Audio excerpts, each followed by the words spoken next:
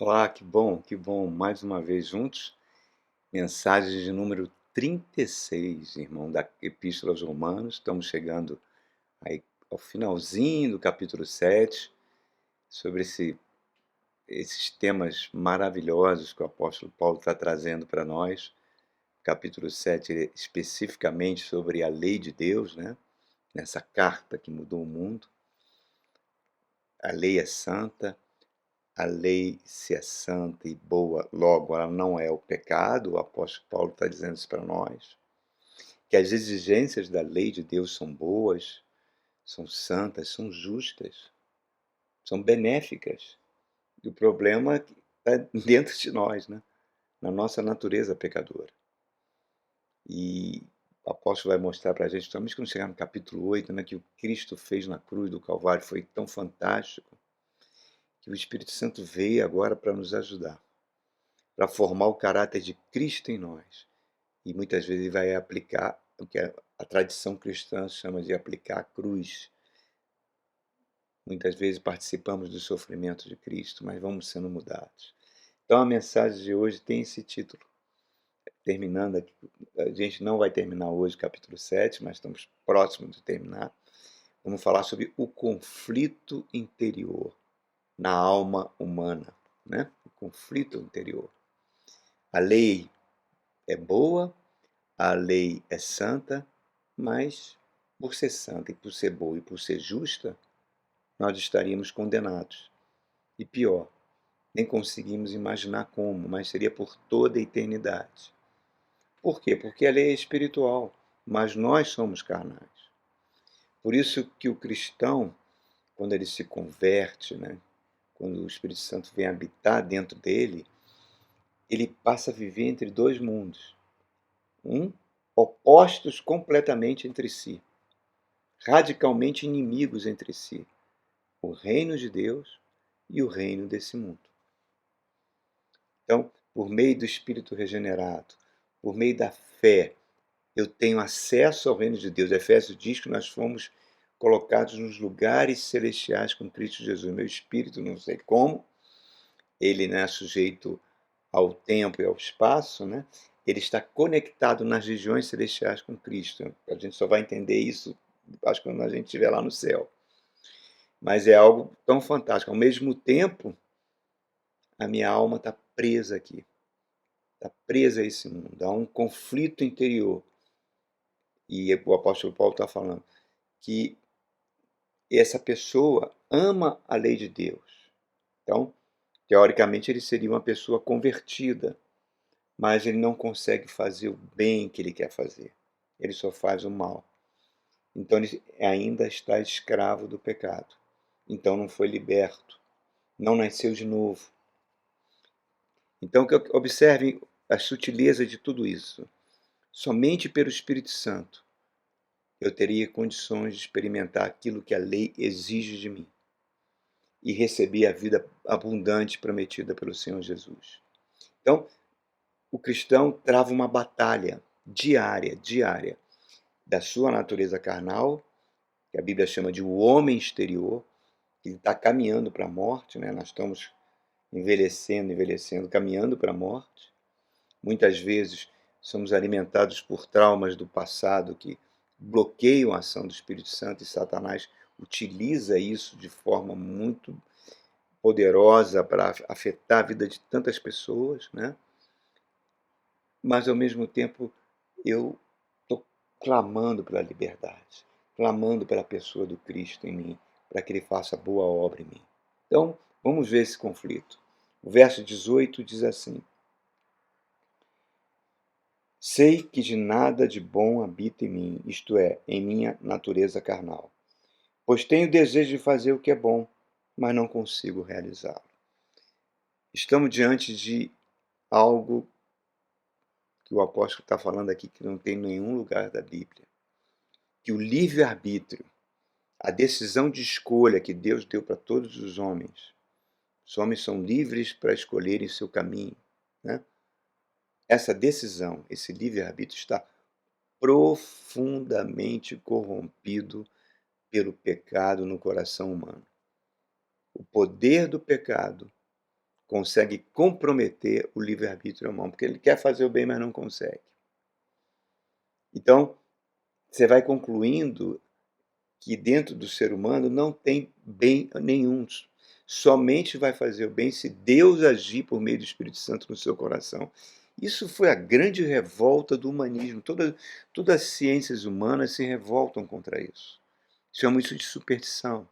Isso vem desde a Revolução Francesa, pouco antes, quando os filósofos franceses, Voltaire principalmente, dizia-se que isso era de uma superstição grosseira, era uma ofensa ao desenvolvimento intelectual do homem. O homem está sempre evoluindo intelectualmente, cada vez com novas descobertas, com nova ciência. Então ele tende a ser feliz à medida que as gerações vão passando. E isso provou que é um grande erro. As guerras mundiais provaram que isso é uma falácia. Né? Em Gênesis 3, desde Gênesis 3, a tragédia da queda do ser humano, quando ele perde a imagem de Deus, ele herda uma nova natureza, ele herda a natureza de Lúcifer. Por isso que uma das coisas que o ser humano mais tropeça é na sua própria vaidade, na sua própria soberba. Né? E o diabo trabalha com os elogios que as pessoas recebem, porque são verdadeiros laços. As pessoas, quando conquistam algo, elas muitas vezes não atribuem isso a um dom que Deus deu para ela, não. Ela atribui a um talento que só ela tem e que isso não é verdadeiro. Aquilo que está em Jeremias, capítulo 17, quando diz que o coração humano é demasiadamente corrupto. E trazendo para o ambiente da igreja, nossa, isso é muito perigoso. Por isso que os elogios dentro desse ambiente da igreja são perigosos. A gente vê aí tantos grupos de oração que depois vão se achando irmãos santos, perfeitos, daqui a pouco estão orando até para tirar o pastor da igreja, né, irmãos? Se acham ungidos, se acham especiais, e sempre acaba destruindo a união dentro de uma igreja. E o princípio que Jesus ensinou é completamente oposto disso. Ele fala: o maior no meu reino é aquele que serve. E ele se ajoelha, pega uma toalha, lava os pés dos discípulos e fala: vocês me chamam de mestre e senhor, e eu sou, mas eu estou dando um exemplo para vocês. Porque se a gente não lavar os pés um dos outros, eu estou usando uma linguagem figurada, se a gente não considera o outro superior a nós mesmos, estou usando uma linguagem figurada também, não tem como a gente não ser alvo da vaidade, da soberba. Então, nunca a nossa alma vai conseguir fazer o bem que Deus quer que faça. Olha o exemplo do rei Davi. Tinha problemas no seu caráter, tinha, a Bíblia mostra isso, muito honestamente. Mas ele tinha um coração igual ao coração de Deus. Saul estava perseguindo ele durante anos, querendo matá-lo. Duas oportunidades que Saul está dormindo, Davi poderia matá-lo naquele momento. Os seus soldados falam com ele: Davi, Deus entregou ele na tua mão, você já foi ungido para ser rei, agora só pega a tua lança e mata ele, não precisa mais acabar com essa perseguição. O que Davi fala? Não tocarei no ungido do Senhor. Davi está falando: eu me recuso a agir, isso é um problema dele com Deus, é Deus que vai resolver, estou fora. Olha, gente, pouquíssima gente age dessa forma, né? A gente vê muitas vezes pessoas que são cristãs, que ambicionam um cargo numa empresa, e muitas vezes a ambição é tão grande que ela não avalia se a pessoa que ela está desejando o cargo gostaria de continuar no cargo. E muitas vezes ela trama para tirar aquela pessoa. Então, essa vaidade no coração humano, esse soberbo, orgulho, é algo extremamente diabólico, porque tem o poder de que de nos afastar do Espírito Santo de Deus. Por isso que Deus às vezes permite que a gente passe por experiências desagradáveis, dolorosas, para reconhecer uma verdade. Que nós não temos como agradar a Deus na nossa natureza, na nossa carne, porque ela é inimiga de Deus. Ela não consegue fazer a vontade de Deus.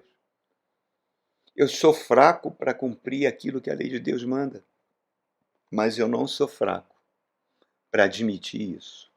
Eu não sou fraco para admitir que dentro do meu coração é algo que é demasiadamente corrupto. Olha o exemplo de Pedro. Jesus está se despedindo dos discípulos, diz que vai para a cruz, que todos vão abandoná-lo. Pedro fala: não, não, não, não, não, eu não vou te abandonar, não. Todo mundo aqui pode fugir, mas eu vou até o final contigo. Não conhecia seu próprio coração e ele abandona o Cristo. Então, isso mostra o que tem dentro de nós, irmãos. Que processo é esse? Então, olha que Paulo está falando agora no verso 19. Ele fala assim, primeiro ele diz que ele quer fazer o bem, mas não consegue. Aí ele conclui, pois o que eu faço não é o bem que eu desejo, mas o mal que eu não quero fazer, eu continuo fazendo. O que aconteceu com Pedro é um exemplo que acontece com todos nós, todo dia. Às vezes a gente não quer fazer o mal, mas acaba fazendo. Enquanto a gente não reconhecer isso dentro do nosso coração, que o nosso coração é corrupto, que não gerar uma prática de vigilância e de oração, né? E que eu só vou conseguir fazer o bem pelos meus próprios esforços durante pouquíssimo tempo, que eu não vou conseguir manter uma constância do bem e da bondade, Deus não pode nos ajudar. A glória de Deus é dele, ele não a divide com ninguém. Isso não quer dizer que ele seja um Deus ciumento, não. É que ele conhece a nossa natureza e sabe que se deixar ao curso da nossa natureza, nós seríamos destruídos. Então, lendo esse texto do apóstolo Paulo, a gente começa, então quem seria o culpado se eu não consigo fazer o bem? E sim o mal, muitos culpam até Deus por ter feito o ser humano, mas Deus não fez o ser humano dessa forma. Deus não fez o pecado entrou no mundo por uma permissão do próprio ser humano. Então Paulo está dizendo, o culpado não é a lei de Deus. A lei, 3 vezes no capítulo 7, no verso 12, verso 14, verso 16, diz que a lei é maravilhosa. Agora, o próprio fato de dizer que ele quer cumprir a lei, admite que a lei é algo bom. Então a culpa não é do verdadeiro eu, que a Bíblia chama do homem interior, nosso espírito, que foi reconectado com Deus, que foi regenerado pela obra do Espírito Santo, que cada dia se renova a cada dia mais. Não é esse homem interior que deveria governar a nossa vida, mas o nosso homem exterior, carnal, faz que muitas vezes a gente haja de forma involuntária. Voluntário vem de vontade. Agir contra a nossa vontade, contra os meus propósitos, contra aquilo que eu entendo que é de bom senso, irmão. Por que existem as leis humanas que punem o crime? Porque a justiça pune o crime para evitar que o pecado cresça e a impunidade cresça, e que senão teria destruído a raça humana. Então, olha como isso é fantástico. Então, eu vou ler 18, 19 de novo e vou entrar no 20. Então, ele fala assim, ó, de novo, lendo de novo 18. Sei que nada de bom habita em mim, e tem na minha carne, pois tenho desejo de fazer o que é bom, mas não consigo realizá-lo. Vimos isso. Verso 19. Pois o que faço não é o bem que desejo, mas o mal que não quero fazer, esse eu continuo fazendo. Agora o 20. Ele, ora, está concluindo. Se faço o que eu não quero, já não sou eu quem faz, mas é esse poder, o pecado que habita dentro de mim. O pecado me dirige, o pecado me controla, a minha vontade de fazer o bem. Ele corrompe o meu livre-arbítrio. Ele gera um conflito interior no nosso coração. Tá? O meu verdadeiro eu, o meu homem interior, o meu espírito, amo o bem, odeio o mal. O homem interior que estava morto antes de entregar a vida agora a Jesus, agora ele está vivo, ele está regenerado, ele está em conexão com Deus. E ele se renova diariamente, segundo Coríntios capítulo 4, verso 16, diz que o homem exterior não. Então, segundo Coríntios 4, 16, está dizendo, meu homem exterior, a minha natureza, meu eu carnal, está corrompido. A mistura de alma e corpo que forma o homem exterior está corrompido. É um falso eu. Não é um eu caído. Desculpe usar a palavra, é um verdadeiro impostor. É uma presa, eu sou uma presa, o ser humano sem Cristo é uma presa fácil para qualquer tipo de ensinamento deturpado, mandado pelo diabo. Doutrinas erradas, falsos evangelhos. Né? e religiões que muitas vezes dizem que é possível o homem se autodesenvolver, que o homem está em evolução, que o homem é um ser que cada vez mais tem poder para fazer qualquer coisa. O ocultismo ensina isso. O rosacrucianismo ensina isso. Né? Dizer que por esforços próprios você pode atingir uma iluminação budista, tipo nirvana, desenvolver suas plenas capacidades. E a Bíblia diz que não, que o homem exterior está morto, está se corrompendo, caminha para o seu final. Não, mas as religiões orientais, não, se ele reencarnar várias vezes, ele vai se autodesenvolver. A Bíblia diz que não, não vai, basta um homem morrer uma única vez, depois vem o juízo. Então, você tem que ser preparado para encontrar o seu mestre interior, né? É um canto de sereia, irmãos, que ilude muitas vezes as pessoas, porque Romanos está dizendo para a gente, gritando nos nossos ouvidos, que o pecado matou essa possibilidade do homem se chegar a Deus, se aproximar de Deus. Pelo contrário, colocou o homem debaixo da ira de Deus, que é muito pior. Completamente dominado por Satanás. Efésios capítulo 2 fala isso para a gente. Então, ocultismos, religiões, filosofias, até muitas vezes tendem a dizer que o diabo não existe, que você pode crescer e se autodesenvolver por experiências, por iniciações.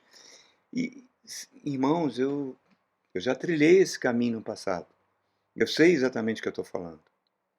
Eu fui muitos anos Rosa Cruz, né? E uma certa vez eu li um livro de um dos fundadores do ciclo da Rosa Cruz, que ele contou num livro que eu fiquei horrorizado quando ele diz que Cristo foi retirado vivo da cruz. Quer dizer, negando a morte expiatória do Cristo, negando a ressurreição.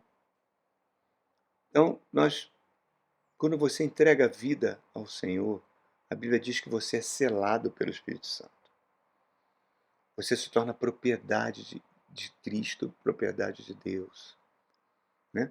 Por isso que me choca eu ver pastores que se dedicam à maçonaria. É algo assustador, irmãos, que é totalmente anti-evangelho. Por isso que 1 Timóteo capítulo 1 diz, Paulo alertando, que diz que no final dos tempos, o Espírito Santo está dizendo claramente que nos últimos tempos alguns irão abandonar a fé e seguirão espíritos enganadores e seguirão doutrinas de demônios.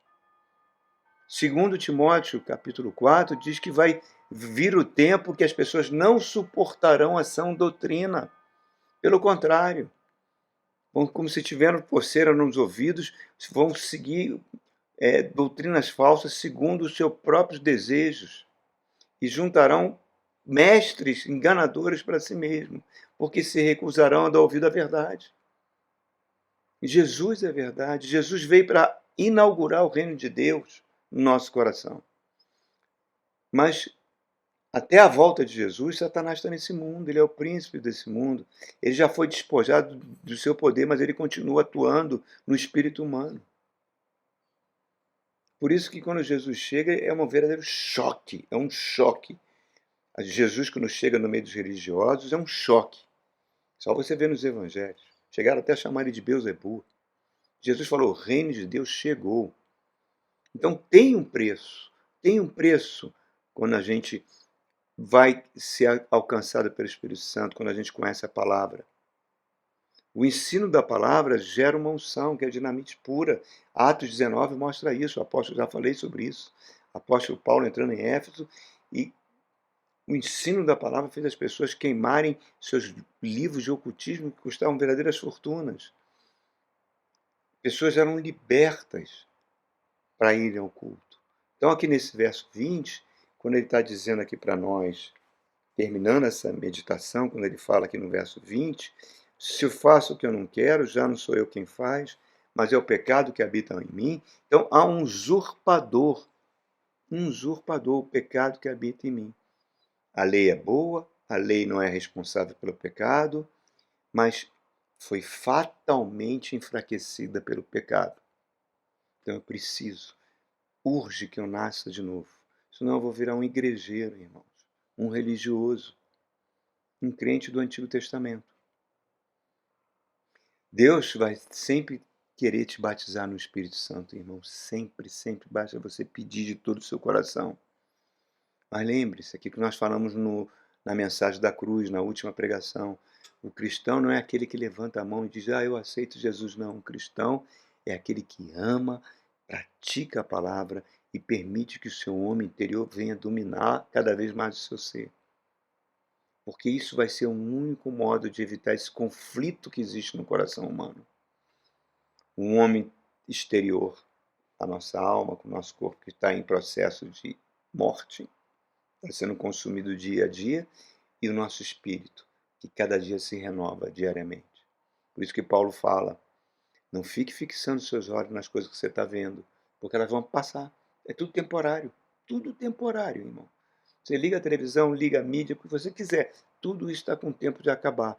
Mas se fixe os olhos naquilo que você não vê, porque o que você não vê é espiritual, e o espiritual é eterno. É eterno. Então esse conflito interior, ele precisa passar, irmão, se você tem Jesus no seu coração. Se o Espírito Santo está guiando você. Amém? Então, um grande abraço, que Deus abençoe você ricamente e até o nosso próximo encontro na Carta que Mudou o Mundo. Deus te abençoe a sua vida profundamente. Até a próxima.